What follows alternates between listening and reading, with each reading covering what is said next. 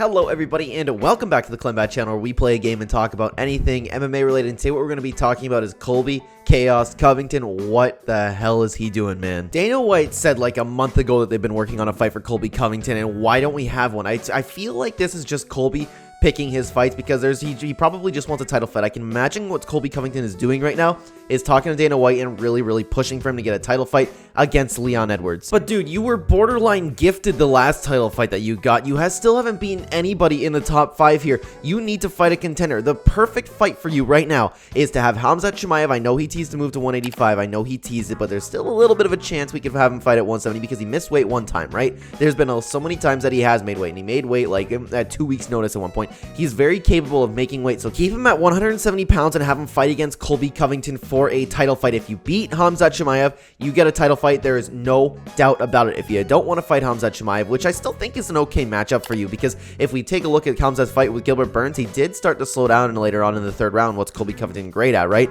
The 5-round pace. I feel like people think Khamzat would steamroll Colby Covington, but I don't think so. I would pick Khamzat to win, but I think everybody's counting out Colby Covington regardless. That's not the fight that we're talking about. We're talking about, wait, man, you need to sign a fight. You are not getting younger, and you've been talking about how you needed all these surgeries, or at least somebody's been talking about him needing surgeries. Why don't you have a fight? You need to get a fight in the UFC. You're not getting any younger, and the title fight is going to slip away from you at this point. Gilbert Burns is going to fight someone like Jorge Masvidal, beat him, and then he'll have a better claim to the title fight than you. Even with Gilbert Burns, why don't you just take on Gilbert Burns? The amount of promotion that you could have for that fight, you could honestly make it the main event on ABC. Colby Covington versus Khamzat Chimaev or Gilbert Burns. You could promote. I just can't imagine the Khamzat build up with Colby Covington. That would be fantastic. But even you could do the same thing with Gilbert. You could start going into all the Brazilian stuff. You can call him, remember, like they mentioned Gilbert Burns' name. He goes, "What's a Dilbert?" I don't even know who that guy is. And you can play into that, and the Colby Covington fans eat that up because it's hilarious. And I'm saying this as a Colby Covington fan. I want to see him